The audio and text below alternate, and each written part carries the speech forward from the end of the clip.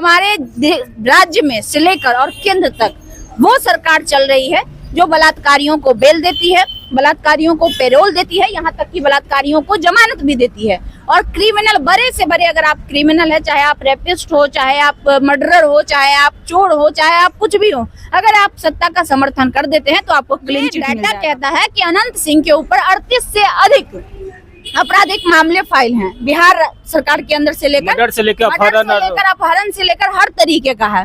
ये मैं नहीं कहती हूँ, ये डेटा कहता है। और जिस इंसान के ऊपर 38 से अधिक FIR है, उस इंसान को अगर आप क्लीन चिट मिल रहा है, एक ही मात्र उसका वो है कि अब ये JDU में चले गए, नीतीश कुमार के आगे नतमस्तक हो गए। क्लीन चिट की पत्नी जो थी वीणा देवी जो भी है, वो जाके बैठी, अपनी पार्टी के साथ गद्दारी की, सत्ता का दलाली की, आज वो बाहर हैं। आप समझिए ना, रीतलाल यादव किस केस में जेल गए थे?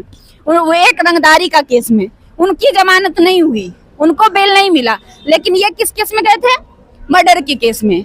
जो वहाँ के दुलार चंद यादव जी थे, उनके मर्डर के केस में गए थे, तो इनको जमानत मिल गई। लेकिन जमानत मिल गया, इसको कैसे देखते हैं? देखिए, हमारे राज्य में से लेकर और केंद्र तक वो सरकार चल रही है जो बलात्कारियों को बेल देती है, बलात्कारियों को पेरोल देती है, यहाँ तक कि बलात्कारियों को जमानत भी देती है। और क्रिमिनल, बड़े से बड़े, अगर आप क्रिमिनल है, चाहे आप रेपिस्ट हो, चाहे आप मर्डरर हो, चाहे आप चोर हो, चाहे आप कुछ भी हो, अगर आप सत्ता का समर्थन कर देते हैं तो आपको क्लीन चिट मिल जाएगा।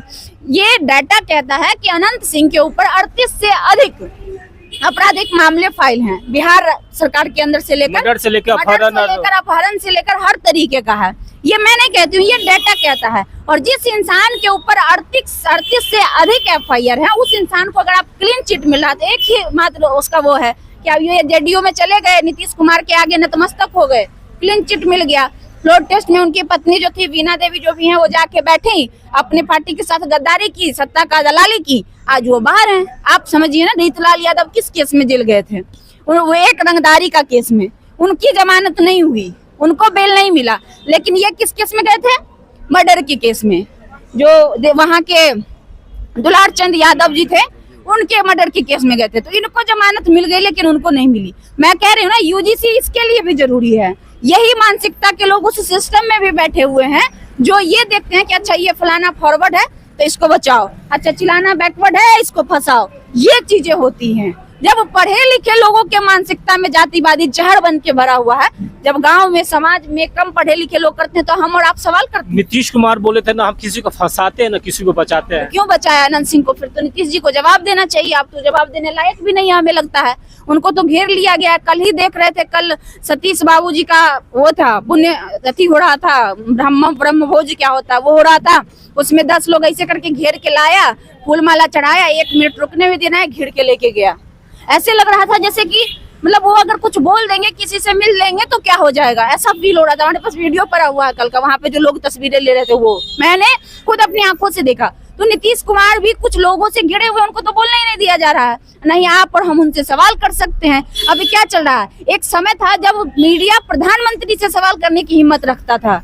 याद होगा आपको, इससे पहले मनमोहन सिंह से सवाल किया जाता था, इंदिरा गांधी जी से सवाल किया जाता था, इनफैक्ट बीजेपी के ही नेता अटल बिहारी वाजपेयी जी तक से सवाल किया जाता था। लेकिन जब से मोदी जी आए हैं इस देश में, तब से मीडिया तो मतलब वो हो गया है, या तो कुछ मीडिया उनके दलाल बन गए हैं, और जो निष्पक्ष मीडिया है उनको तो पहुंचने ही नहीं दिया जाता है, जवाब देते ही नहीं, चाहे वो प्रधानमंत्री हो चाहे वो मुख्यमंत्री हो।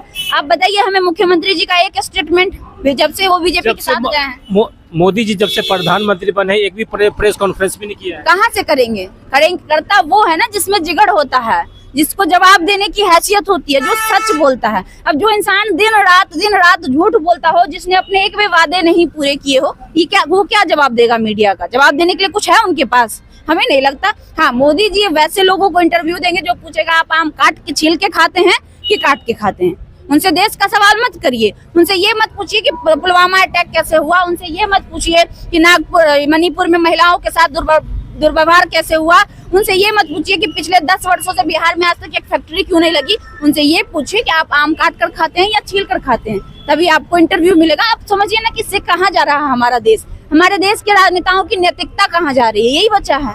दुलार चंद यादव का पोता जो है, उन्होंने कहा कि अब अनंत सिंह को बेल मिल गया है, अब मुझे जान की खतरा है परिवार। निश्चित तौर पे उनका जो स्टेटमेंट है वो सही है, उसकी उनकी जगह हम और आप भी रहेंगे ना, तो हमको और आपको भी डर लगेगा। जिस इंसान के दादाजी जो मजबूत थे, लोग उनके समर्थक थे, उसको जब साजिश करके अनंत सिंह मरवा सकते हैं, जाके खुद खड़ा होकर गोली, यही स्टेटमेंट है ना लिखा हुआ है एफआईआर में, जाके खुद खड़ा होकर गोली मरवा सकते हैं, तो पोता तो बच्चा है, वो डर तो लाजमी है। डर क्यों नहीं लगेगा भाई? जिसके दादाजी को मारा जा चुका है ऑलरेडी, और जिसके द्वारा मारा गया वो खुलेआम स्वतंत्र घूम रहा है, किसी को भी डर लगेगा भाई? अपराधी जब समाज में घूमने लगेगा, समाज के लोग तो स्वाभाविक है डरेंगे ना सर, स्वाभाविक है उनका डरना। जी धन्यवाद। आनंद सिंह के मामले में बोला कि उनकी जमानत बहुत ही दुर्भाग्यपूर्ण जागरण। जी धन्यवाद।